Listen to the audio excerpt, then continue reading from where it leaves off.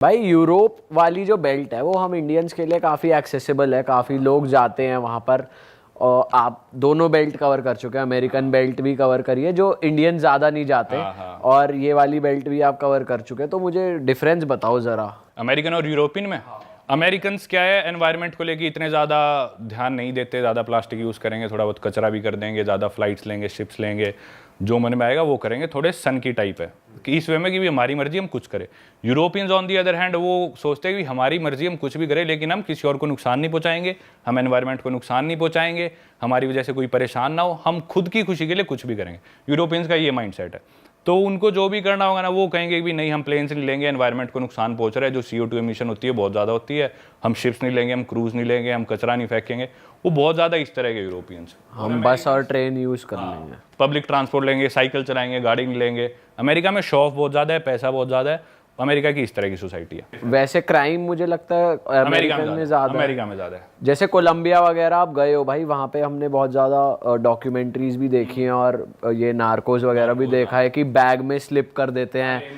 हाँ भाई, कोलंबिया से रिलेटेड किस्सा बताता हूँ आपको, बढ़िया, मतलब काफ़ी किस्से कोलंबिया के, तो पर एक काफ़ी इंटरेस्टिंग।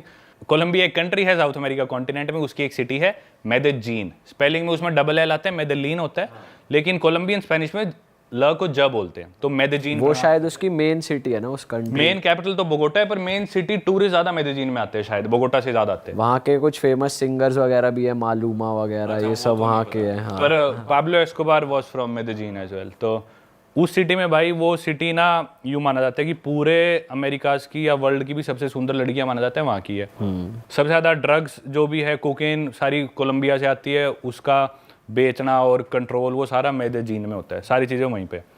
तो एक नया ड्रग चला हुआ है, उसका साइंटिफिक नेम तो है स्कोपोलामीन, कॉमन नेम है उसका डेविल्स ब्रेथ।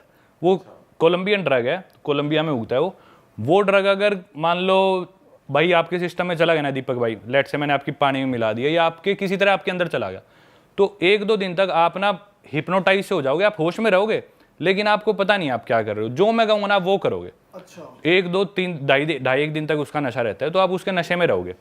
और वो नशा ना, मतलब थोड़ा सा वो ड्रग आपके अंदर चला जाए तो वो आप पे असर कर देता है। तो वहाँ पे बहुत ज़्यादा चला हुआ है कि ना क्लब्स में लड़कियाँ या कोई भी आदमी आपकी ड्रिंक में डाल देगा, वो स्पाइक कर देते हैं। या आप सड़क पे चल रहे हैं, आपको किसी ने विजिटिंग कार्ड दिया, आपने विजिटिंग कार्ड पकड़ा, वो फेंक दिया, लेकिन कार्ड पे वो ड्रग लगा था, वो आपके हाथ पे लग गया, तो आपके बाद में आपने मुंह साफ करा तो आपकी नाक से आपकी बॉडी में चला गया। वो ड्रग ऐसा जाता है भाई, उसका इतना मिसयूज़ करते हैं लोग वहाँ पे। मैं आपको स्टोरीज बताता हूँ, मेरी आंखों देखी। 2 अमेरिकन्स थे, वो एक पब में बैठे, जाके टेबल पे दारू पीने लग रहे। 11-12 बजे पब बंद हो गया। उसके बाद वो साथ में एक टेबल पे कपल था, वो कपल आगे बोला भाई हम तुम्हारे साथ बैठ जाएगा, वो बोले हाँ बैठ जाओ। कपल तो ठीक सा लग रहा था, कपल पे कौन शक करता है। 3 दिन बाद उनकी नींद खुली अपने अपार्टमेंट में। वो अमेरिकन्स थे, काम करते थे मेदेजीन कोलंबिया से। अपने अपार्टमेंट में ज़मीन में सो रहे थे, उनका फर्नीचर बेड वेड सब गायब। सिक्योरिटी के पास गए, भाई हमारा सामान गया। बोले अरे आपके दोस्त ले गए, आप ही तो रखवा रहे थे गाड़ी में। बोले कैसी बात कर रहे हो। उन्होंने वीडियो फुटेज दिखाई, वो खुद उठवा के अपना फ्रिज सामान रखवा रहे। ओ भाई, ये तो कुछ नहीं है, एक और स्टोरी बताता हूँ, ये भी सच्ची स्टोरी। एक आदमी था, वो भी था अमेरिकन, वो आया क्लब में, उसकी किसी लड़की से बात हुई, मेदेजीन सिटी की बात है, मैं 1 महीना रहा वहाँ पे। उस लड़की से उसकी बात हुई, लड़की ने बोला कि चल ठीक है तेरे अपार्टमेंट चलते हैं। उसने एयरबीएनबी रेंट कर रखा था, उसके फ्लैट पे आ गए वो। उस लड़की की नींद खुली है भाई 2-2.5 दिन बाद अपने बाथटब में, और बाथटब में थी बर्फ और बाथटब पूरा लाल। 2 दिन बाद क्या किया, वो लड़की उसके साथ आई तो आई, उसकी ड्रिंक स्पाइक कर दी। बाद में आता है एक डॉक्टर और एक आदमी आते हैं, उस लड़की की किडनी निकाल के ले गए, और यहाँ पे स्टिचेस आए हुए और बाथटब में बर्फ में लेटा हुआ आदमी। ये करता है वो ड्रग भाई वहाँ पे। तो मेदेजीन में you have to be very careful. मैं नहीं जानता किसी भी एक ट्रैवलर को जो मेदेजीन गया और लूटा ना हो। आपके ऊपर भी हुआ है कभी? मेरे साथ नहीं हुआ भाई। तो वो ट्रैवलर आप ही हो जो नहीं लूटे? मैं मानता हूँ भाई, मैं इतना केयरफुल था ना, आप कह रहे थे मैं रिस्की जगह पे जाता हूँ। मेदेजीन जितना डर मेरे को कहीं नहीं लगा, और उतने मजे भी कहीं नहीं आए टू बी ऑनेस्ट। रात को मैं निकलता नहीं था, हमेशा ग्रुप बना के निकलो। जैसे बाहर जाना है तो और दोस्त बनाओ, 7-8 के ग्रुप में निकलो, अकेले नहीं जाना। एक आधी बार मजबूरी मेरे को रात को जाना पड़ा है, तो मैं शॉर्ट्स जूते पहन के निकला हूँ, फोन वोन घर पे छोड़ के, और भागता हुआ जाता हूँ और काम करके भागता हुआ आ गया। वरना बाहर निकलो ही मत। ड्रिंक हमेशा अपनी कवर्ड रखनी है, अंगूठा डाल के रखना है। ग्रुप में रहना है, अनजान आदमी से बात नहीं करनी, अनजान लड़की से बात नहीं करनी। लोग सोचते हैं भाई इतनी सुंदर लड़की आके मेरे से बात कर रही है कुछ, अरे भाई तुमसे इंडिया में बात नहीं करी, वहाँ पे कोई क्यों करेगी। सही बात। तो ऑब्वियस आदमी को पता था मैं कितना पानी में हूँ, तो जाके ना ऐसे कई लोग यूँ रिफल जाते हैं कि मैं तो यूँ। तो थोड़ा वो चीज़ ध्यान रखनी पड़ती है। आप कंट्रोल हो, आपने देखा तो कोई दिक्कत नहीं। भाई ड्रग कार्टेल्स यार मेक्सिको में भी बहुत है और क्राइम रेट भी है, तो वहाँ गए हो आप, वहाँ का कुछ बताओ वहाँ पे। बताता हूँ भाई, आप नाम लो कंट्री का किस्सा है मेरे पास। तो जो जितना पहले क्राइम था ना वो था मोस्टली कार्टेल्स वगैरह कोलंबिया में ज्यादा कंट्रोल थे। कोलंबिया में अब कार्टेल रिलेटेड क्राइम कम हो गया और वो शिफ्ट हो गया मैक्सिको में। तो मोस्टली जितने भी कार्टेल्स है वो मैक्सिको में। मैक्सिको का जो ड्रग लॉर्ड है मेन वो है एल चैपो, जो कि अमेरिका में शायद कोलोराडो की जेल में लाइफ सेंटेंस उसे मिली हुई है। पाब्लो एस्कोबार तो कोलंबिया बट अभी भी उसकी कार्टेल चल रही है। हाँ वही बता रहा हूँ मैं, उसी पे आ रहा हूँ। उसकी कार्टेल है सिनालोआ कार्टेल। तो मैं एक सिटी में रहा था ग्वादलाहारा, जो कि मैक्सिको में ही है, उधर भी मेरा 1 महीना। उस सिटी में ही वो ऑपरेट करती है, उसके आसपास आउटस्कर्ट्स में सिनालोआ कार्टेल। एल चैपो भाई इतना इन्फ्लुएंशियल आदमी है, उसके लड़के को पुलिस ने पकड़ लिया था 2-3 साल पहले, शायद 2019 की बात है, कोविड से पहले की। तो भाई उसके कार्टेल ने आर्मी पे हमला कर दिया, देश की पुलिस पे, सड़कों पे लोगों को मार रहे, गाड़ियां पकड़ ली। तो मतलब इतना प्रेशर आ गया प्रेसिडेंट पे, उसके लड़के को छोड़ना पड़ा। क्यों छोड़ना पड़ा? क्योंकि भाई उसके कार्टेल ने आर्मी पे हमला कर दिया, इतना दबाव बना दिया। अब हिम्मत करके उसके लड़के को थोड़ा सा दोबारा पकड़ा है, 1 साल भी नहीं हुआ, कुछ महीने पहले दोबारा पकड़ा है। तो दोबारा वहाँ पे वो कर रहे हैं लफड़ाबाजी, राइट्स वगैरह चल रहे हैं। एनीवेज मैं था भाई ग्वादलाहारा सिटी में, हम हॉस्टल से गए, दोस्त बन गए। एक दोस्त था मेरा अर्जेंटीना का मैक्सी, और एक अमेरिका का, ऐसे हमारा ग्रुप सा बन गया 6-7 लोगों का। हम चले गए क्लब में।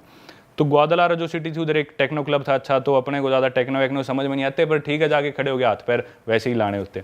तो मैं अपना खड़ा रहा, वहाँ पे हमारी होगी दोस्ती 2 लड़कियों से। हमारे ग्रुप में लड़कियाँ भी थी ऑलरेडी, तो 2 और लड़कियों से हमारी दोस्ती होगी। तो हमने सोचा चलो वापस हॉस्टल चलते हैं। हम आके अपने हॉस्टल में, डॉर्म्स में तो लोग सो रहे होते हैं, तो हम बैठ गए छत पे। सुबह के 5-6 बज गए थे। एक लड़की को ठंड लग रही थी, मेरे पास एक्स्ट्रा जैकेट थी, मैं अपने बेड में से ला के मैंने उसे जैकेट दे दी, ऊपर छत पे ले पहन ले। बात चलने लग रही है कि भी अच्छा क्या करते हैं सब। सुबह के 6-7 बज गए और उनमें से एक लड़की, तो कुछ लोग उठ भी गए, जाके सो गए। तो हम 4-5 लोग बचे थे। तो उसमें से एक लड़की बोलती कि मेरे पापा एल चैपो के लिए काम करते हैं सिनालोआ कार्टेल में। और भाई हम जो, मैं और मेरे साथ में 1-2 दोस्त हैं, हम बिल्कुल ऐसे सुन रहे हैं कि भाई किसके साथ बैठे हैं हम। मैं यहाँ पे तो कोई बचाने भी नहीं आने वाला, कुछ होगा तो।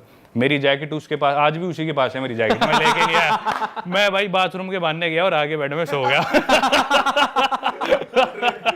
पता चला जैकेट मांगने के बहाने कुछ फंसा दिया। मैं इनके साथ कोई गलती से भी उचनूक होगी तो उचनीच होगी तो मैं ठीक नहीं, मैं जाके सो गया अपना। और मैंने ना उसे कभी कांटेक्ट करा ना कोई बात, मुझे नहीं पता वो कहाँ है मेरी जैकेट। भाई आपने कभी रेसिज्म फील करा है किसी कंट्री में, और सबसे ज्यादा कहाँ फील करा है? सबसे रेसिस्ट तो शायद पासपोर्ट ही आपका, कितनी प्रॉब्लम हो जाती है। हाँ, अपने इंडियन पासपोर्ट पर ट्रैवल करना बहुत मुश्किल है। कई लोग इस बात पे मेरे को बोलते हुए भैया आप इंडिया के पासपोर्ट की बुराई करते हो। भाई मेरे जितना प्राउड इंडियन शायद ही कोई हो। मैं अभी भी इंडियन पासपोर्ट पे पूरी दुनिया घूम रहा हूँ। I am a very proud Indian.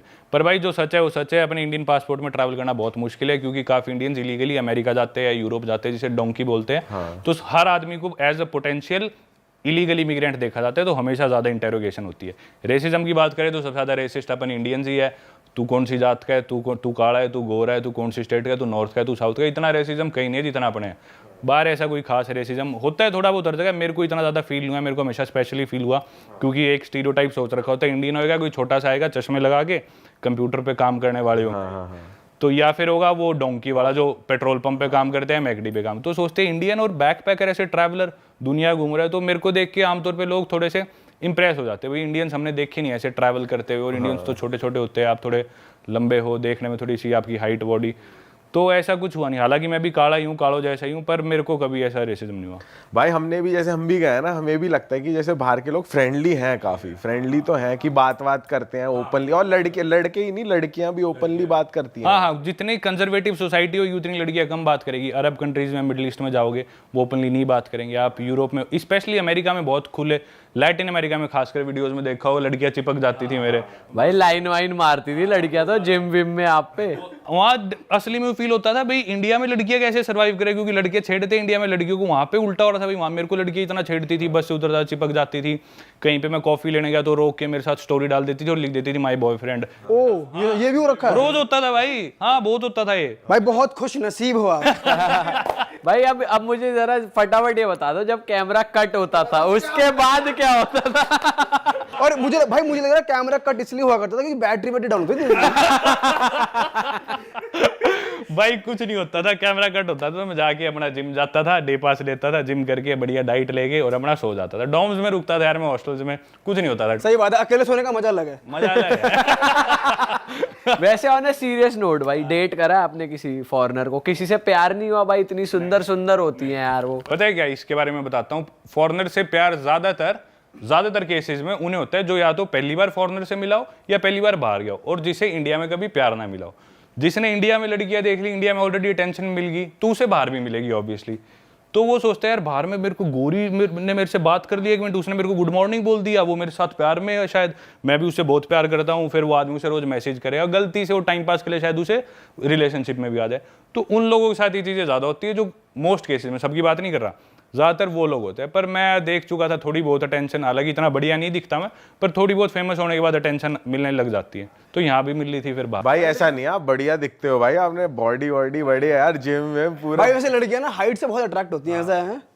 और गोरियां या फिर ब्राउन स्किन से? दोनों पे आता हूँ। आप मेरे को बस, मैं बोलता रहूंगा, मैं मेरे साथ जिक्रा छेड़ते रहो, ठीक है? मेरे को टॉपिक दे दो। पहले मैं हाइट की बात करता हूँ। भाई कोई एक ऐसी चीज नहीं है जो आपको सोसाइटी में ज्यादा डिमांडेबल बनाती है। लड़कियों को भाई सोसाइटी में उनकी डिमांड होने के लिए सिर्फ खूबसूरत होना चाहिए। वो चाहे दिमाग से डम्ब है, पागल है, बोलना नहीं आता, बात करनी नहीं आती, कोई फर्क नहीं पड़ता। दिखने में खूबसूरत है, उसके दोस्त भी इज्जत करेंगे, घर वाले भी हमारी लड़की सुंदर है, रिश्तेदार भी वो फलानी लड़की वो बहुत सुंदर है, कुछ नहीं चाहिए। लड़के की भाई डिमांड होने के, लड़के को लंबा भी होना पड़ेगा, सुंदर भी होना पड़ेगा, फनी भी होना पड़ेगा, रिच भी होना पड़ेगा, सक्सेसफुल भी होना पड़ेगा, सारी चीजें होनी चाहिए। तो सिर्फ एक फैक्टर हो के नहीं आप हो सकते। सिर्फ लंबाई नहीं, आपको हर चीज में 10 में से 6-7 होना पड़ेगा। पूरा लंबा होने की जरूरत नहीं, ठीक है, एवरेज से अबव हाइट हो, एवरेज से अबव आप सक्सेसफुल हो, एवरेज से अबव आप फनी हो, तो वो सारी चीजें मिलकर एक अच्छा आदमी बनता है जो जिसकी डिमांड हो। और कलर की आपने बात करी, तो एग्जॉटिक है कलर, गोरी चमड़ी के लिए ये रंग एग्जॉटिक है। अब अपने भी एक एग्जॉटिक मतलब कोई नई चीज है। अपने एक गली का कुत्ता दिखा, अपन सोचते हैं देसी गंडक, हरियाणवी में गंडक बोल देते हैं कुत्ते को। और वहीं कोई दिख जाए भाई French mastiff, oh my God so cute, तो अपने लिए एग्जॉटिक है। वो घूमता नहीं अपनी गलियों में, क्या पता उनकी गली में वो घूमता, उनको अपने वाले लगेंगे।